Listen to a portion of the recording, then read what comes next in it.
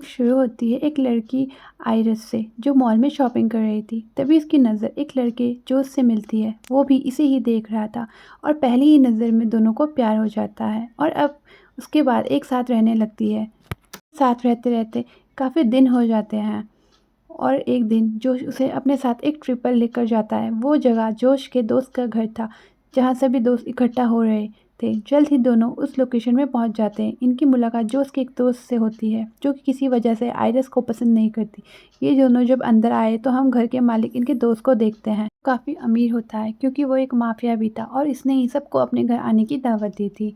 पर हम एक लड़के पैट्रिक और उसके दोस्त को देखते हैं जो दोनों एक दूसरे से बहुत प्यार करते थे। अब वो लड़के होकर प्यार कैसे कर सकते थे, इसका जवाब हमें आगे चलकर पता चलेगा। खैर ऐसे ही इनको रात हो गई।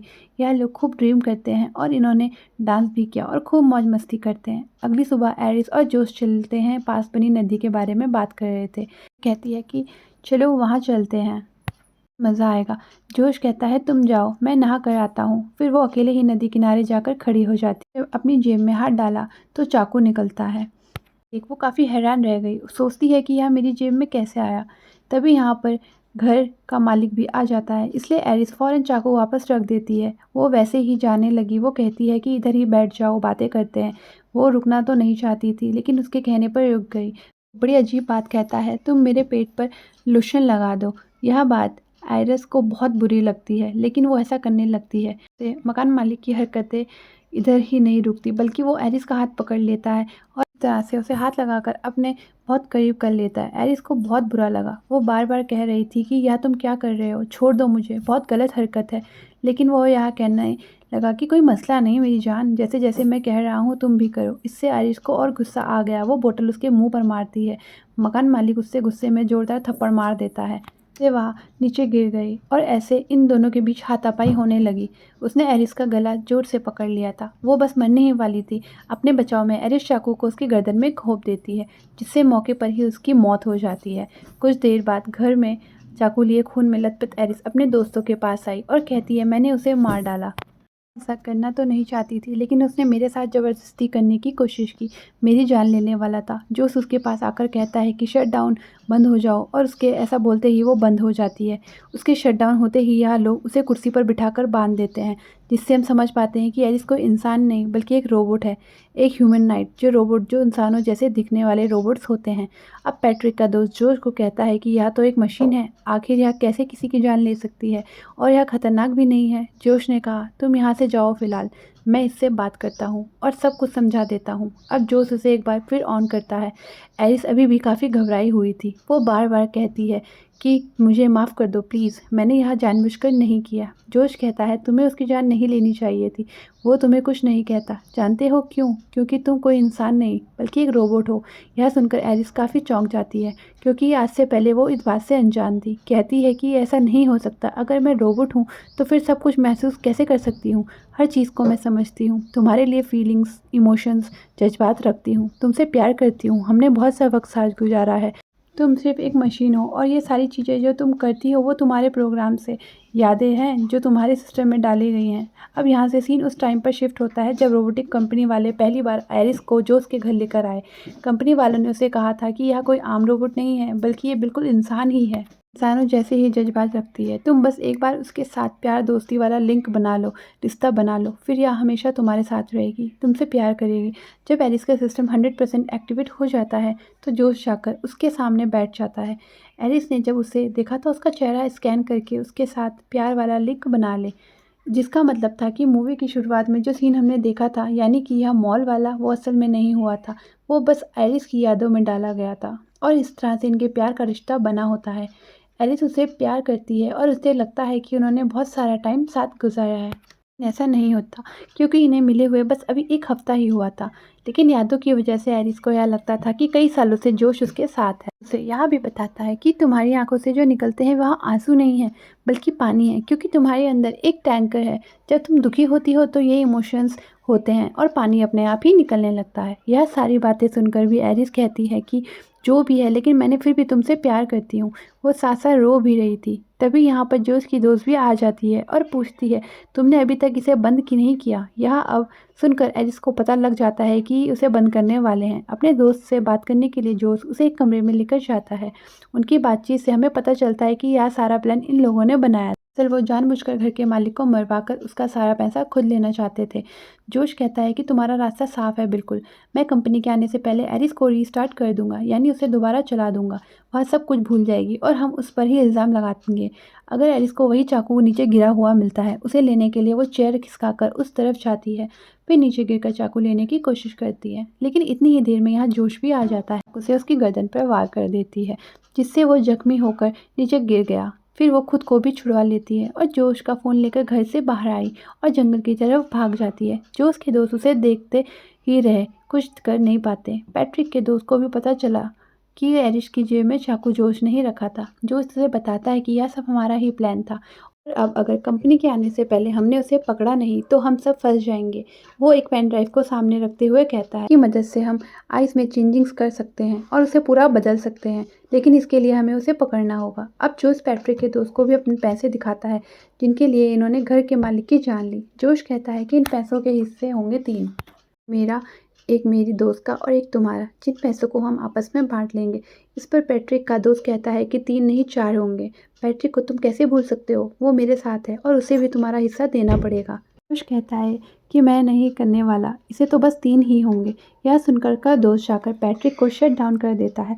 वो बंद हो गया और हम समझ पाते हैं कि पैट्रिक भी एक रोबोट है। उसकी दोस्त उसे बताती ही है कि यहाँ टोटल 12 मिलियन है, जिनमें से 4 मिलियन हम तुम्हें देंगे। हमें बस हमारे साथ मिलकर एरिस को ढूंढना है, इसे तुम नहीं फंस पाओगे। वो मान तो गया, लेकिन कहता है गन मैं अपने पास ही रखूंगा क्योंकि एरिस बहुत खतरनाक है। जिसके बाद वो पैट्रिक को भी ऑन कर देता है। उधर हम देखते हैं कि एरिस जंगल में भागते हुए काफ़ी अंदर गई है। जोश का फ़ोन उसके पास था और अच्छी बात यह थी कि उसे पासवर्ड पता होता है। अब वो उसे ऑन करके डिवाइस कंट्रोल में जाकर अपनी सेटिंग्स को बदलने लगती है। इंटेलिजेंस वाला ऑप्शन नज़र आया, यानी जहन का, दिमाग का, जो 40% था, लेकिन यहाँ उसे बढ़ाकर 100% कर लेती है। यानी कि अब उसका दिमाग काफ़ी तेज काम करेगा और उसके अंदर बदलाव भी हो जाता है। वह चारों दोस्त जंगल में आ गए। जोश कहता है कि हमें 2-2 की टीम बनाकर अलग अलग जाकर एरिस को ढूंढना होगा, क्योंकि एरिस हमें आसानी से ढूंढ लेगी और हम यहाँ लोग अलग अलग होकर एरिस को ढूंढना शुरू कर देते हैं। एरिस जब पैट्रिक और उसके दोस्त को देखती है तो फ़ौरन एक पेड़ के पीछे छुप जाती है और उनकी बातें सुनने लगती है। पैट्रिक का दोस्त उसे बताता है कि जोश और उसके दोस्त ने हमें गलत किया। हम लोगों ने काफ़ी दिन पहले ही घर के मालिक हमारे दोस्त को मारने का प्लान बनाया हुआ था, लेकिन इस बारे में मुझे नहीं पता। हालांकि जोश कहता है कि वो मुझे दोस्त मानता है, लेकिन यह झूठ है।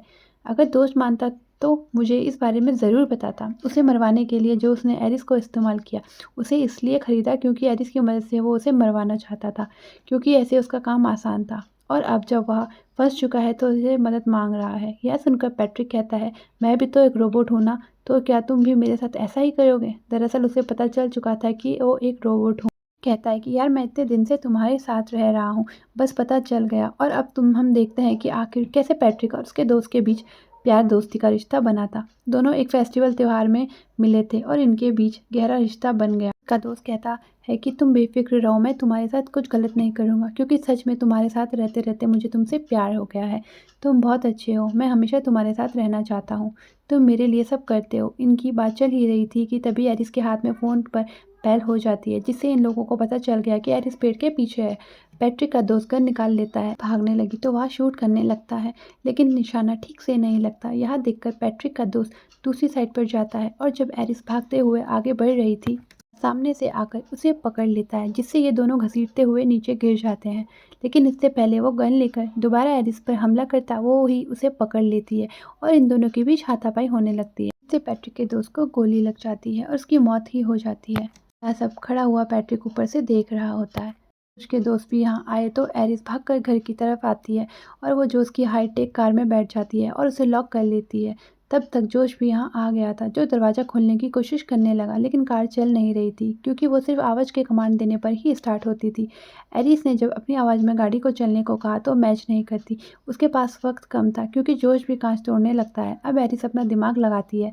वो सेटिंग में जाकर अपनी आवाज़ को बदलकर जोश जैसा बनाने लगती है। जल्दी उसकी आवाज़ बनकर मैच हो गई और गाड़ी स्टार्ट हो जाती है और एरिस यहाँ से भाग गई। लेकिन जोश का भी बहुत दिमाग चलता था। वो फ़ौरन घर के अंदर गया। घर के मालिक का फ़ोन लेकर पुलिस में रिपोर्ट कर देता है कि मेरी गाड़ी चोरी हो गई है। जैसे रिपोर्ट दर्ज हुई, गाड़ी एक रोड के किनारे आकर अपने आप ही बंद हो जाती है। फिर जोश उससे फ़ोन पर कॉल करता है और जब एरिस ने फ़ोन उठाया तो जोश कहता है, प्लीज़ तुम घर वापस आ जाओ, मैं सब कुछ ठीक कर दूंगा। तुम एक रोबोट हो तो तुम्हें कोई सज़ा नहीं मिलेगी, और अगर तुम्हें इस बात का दुख हो रहा है तो कोई बात नहीं, मैं तुम्हारे अंदर बदलाव कर दूंगा जिससे तुम सब कुछ भूल जाओगी और हम फिर से एक साथ रहने लगेंगे। इस पर एरिस कहती है, बिल्कुल भी नहीं, मैं दोबारा तुम्हारे पास वापस नहीं आऊँगी। वो घर के मालिक को मारने के लिए मुझे इस्तेमाल कर रहे थे। जंगल में पैट्रिक और उसका दोस्त बातें कर रहे थे और मैंने उनकी सारी बातें सुन ली हैं, तो मैं यहाँ से दूर चली जाऊँ, दोबारा तुम्हारे पास नहीं आऊँगी क्योंकि मैं अब जीना चाहती हूँ। अब जैसे ही कॉल बंद हुई, जोश भागकर पैट्रिक के पास आता है और उसके दोस्त का फ़ोन लेकर पैट्रिक में चेंजेस करने लगा और उसके गुस्से को 100% बढ़ा देता है। यह बदलाव करने के बाद वो पैट्रिक को रिस्टार्ट करता है और जब अब दोबारा अपनी आंखें खोलता है तो एक बार उसके सामने जोश था। दोनों के बीच दोस्ती का रिश्ता बन जाता है और पैट्रिक अब जोश से प्यार करने लगता है। जोश उससे कहता है, तुम मेरे साथ रहना चाहते हो ना, अलग नहीं रह सकते ना। लेकिन एरिस हमें अलग करना चाहती है, तुम्हें जाकर उसे रोकना होगा। उधर जब एरिस गाड़ी का कांच तोड़ रही थी तो यहाँ एक पुलिस ऑफिसर आ जाता है। वो यहाँ देखकर गाड़ी से उतरकर बाहर आया। तक एरिस भी बाहर आ चुकी थी। अब एरिस को ऐसे प्रोग्राम किया गया था कि वह झूठ नहीं बोले। और अब जब ऑफिसर उससे पूछता है, तुम यहाँ पर क्या करने के लिए आई हो, तो वो कहती है कि पास में ही एक घर है, हम सब दोस्त वहाँ एंजॉय कर रहे थे। अब ऑफिसर को पता लगा कि वो घर किसका है, इसलिए वो एरिस को कहता है, मेरे साथ चलो, मैं तुम्हें सही सलामत उसके पास छोड़ देता हूँ। सुनकर एरिस बता देती है कि मैंने उसे जान से मार डाला और अब मेरी दोस्त मुझे जान से मार देना चाहते हैं, इसलिए मैं दोबारा उनके पास नहीं जाना चाहती। इतनी ही देर में यहाँ पैट्रिक आ गया। वह ऑफिसर पर हमला कर देता है। पहले उसे पीटता है, फिर बुरी तरह उसे जान से मार डालता है। फिर वह जोश का फ़ोन लेकर आयरिस को शट डाउन करता है और उसे लेकर वापस आ जाता है। अब जब जोश की दोस्त को सारा मामला सीरियस होता नज़र आता है तो सारे पैसों को पैक करने लगी। जोश से कहती है, मैं तो यहाँ से जा रही हूँ, अब इस मामले को तुम निपटाओ। जोश कहता है, तुम मुझे अकेले छोड़ के नहीं जा सकती, मैंने तुम्हारे ही खातिर घर के मालिक की जान दी और अब तुम मेरे साथ रहना होगा, समझी। लेकिन वो नहीं सुनती, जिद करके यहाँ से जाने लगती है। अब जोश उसे रोकने की कोशिश करता है। जब वो नहीं सुनती तो वो पैट्रिक को उसे रोकने को कहता है। देखते हैं पैट्रिक ने उसे कैसे रोका, क्योंकि उसका गुस्सा 100% था। जो उसके पेट में चाकू घुसा देता है जिससे वो बुरी तरह जख्मी हो गई और तेज़ी से उसका खून निकलने लगा और जल्द ही वो भी दम तोड़ देती है। लाश को ठिकाने लगाने के बाद जोश फिर से एरिस को ऑन करता है, लेकिन उसने एरिस के हाथ कुर्सी से बांधे हुए थे और अब वह चाहकर भी कुछ नहीं कर सकती। कहता है कि मैं तो सिर्फ तुम्हारे अंदर चेंजेस करने के लिए तुम्हें रिस्टार्ट करना चाहता था ताकि तुम्हारे अंदर का सेव डाटा डिलीट हो जाए, लेकिन अब मुझे लगता है कि तुम्हें ख़त्म कर देना चाहिए। एरिस, जिसका दिमाग 100% काम कर रहा था, कहती है, मैं सब जानती हूँ कि तुम्हें क्या अच्छा लगता है क्या नहीं। वो और कोई सारी बातें करती है जो सिर्फ जोश के दिमाग में चल रही थी, जिससे जोश को अंदाज़ा हो गया कि उसका दिमाग कितना तेज़ काम कर रहा है। इसलिए वह उसकी इंटेलिजेंस को ज़ीरो कर देता है, यानी दिमाग बिल्कुल ख़त्म, जिससे वह अब जोश के कंट्रोल में आ गई। जैसे जैसे वह कह रहा था एरिस बिल्कुल वैसा ही कर रही थी। वह उसका एक हाथ आगे करके नीचे मोमबत्ती रख देता है। ऐसा उससे इसलिए किया ताकि उसे तकलीफ़ हो और वह जलने लगती है। अब जोश कंपनी में फ़ोन कर देता है ताकि वह आकर एरिस को ले जाएँ। एरिस का पूरा हाथ जल गया और उसका अभी मशीनरी वाला हाथ नज़र आने लगता है। बात कहने पर एरिस गन हाथ में लेकर अपने सर पर रख लेती है और जब उसने जलाने को कहा तो वह खुद को शूट कर लेती है, जिससे अब पूरी तरह वो ख़त्म हो जाती है। कुछ टाइम बाद रोबोटिक कंपनी वाले लोग जब एरिस को लेने आए तो वह इन्हें झूठी कहानी सुना देता है। गवाही के तौर पर उसने पैट्रिक का रूप पुलिस वाला बना दिया था। वह जोश की हाँ में हाँ मिला रहा था, इसलिए कंपनी वाले उसकी बात पर यकीन कर लेते हैं। लेकिन एक वर्कर भी सच है कि जो भी वह हम पता लगा ही लेंगे, क्योंकि फ्रॉड से बचने के लिए हमने हर रोबोट के अंदर एक डिवाइस लगाई होती है जिसमें सब कुछ रिकॉर्ड रहता है। और अच्छी बात तो यह है कि वह डिवाइस रिकवर हो सकती है। गोली एरिस के सर में लगी है जबकि वह डिवाइस तो पीछे कमर में लगी हुई है। यह सुनकर जोश काफ़ी टेंशन में आ गया, क्योंकि अगर डिवाइस रिकवर हो गई तो उसकी असलियत सबके सामने आ जाएगी। कंपनी वाले एरिस को अपने वैन में डालकर ले जाने के लिए उसे रिस्टार्ट के प्रोग्रेस में लगा देते हैं, लेकिन इससे पहले वो यहाँ से जाते ही इनके सामने पैट्रिक आ जाता है। वो ड्राइवर को शूट करके उसकी जान ले लेता है। दूसरा आदमी यह देखकर डर गया और वह अपनी जान बचाने के लिए जंगल में भाग जाता है। एरिस का रिस्टार्ट जैसे ही पूरा हुआ वो जाग जाती है। जंगल में पैट्रिक भी उस दूसरे वर्कर तक पहुंच गया था और उसकी गन में गोलियां खत्म हो गई थी, इसलिए वो गला दबाकर उसे मारने लगता है। इतनी ही देर में है एरिस भी आ गई। वो पैट्रिक पर हमला करती है लेकिन उसे कोई फ़र्क नहीं पड़ता। उल्टा वो ही एरिस को थप्पड़ मारकर नीचे गिरा देता है और हमला करने के लिए आगे बढ़ता है। तब एरिस कहती है कि जो उसने तुम्हारी यादों को मिटा दिया है वो तुम्हारा दोस्त नहीं है, बल्कि वो तो सिर्फ तुम्हें इस्तेमाल कर रहा है, जैसे मुझे किया था। तुम्हारा असली दोस्त तो तुम्हें प्यार करते थे, वो मारा गया। तुम याद करने की कोशिश करो कि जोश तुम्हारा प्यार नहीं है। जब पैट्रिक अपने दिमाग पर जोर डालता है तो उसे धीरे धीरे सब याद आ जाता है। सच में मेरा दोस्त जिसे मैं प्यार करता था उसकी तो मौत हो गई है। वो इस सदमे को बर्दाश्त नहीं कर पाता और अपनी जान खुद ही ले लेता है। अब एरिस कंपनी के दूसरे वर्कर को कहती है कि मुझे तुम्हारी मदद चाहिए। तब वर्कर ने उसके अंदर वैसा कर दिया जैसा वो चाहती थी। फिर एरिस जोश के पास जाती है और अपने फ़ोन से उसे बंद करने की कोशिश करता है, लेकिन वो बंद नहीं हो रही थी क्योंकि वर्कर ने एरिस के अंदर बदलाव कर दिए थे। चेंजेस के बाद अब उसे कोई कंट्रोल नहीं कर पाएगा। इस बात से एरिस को खुशी होती है।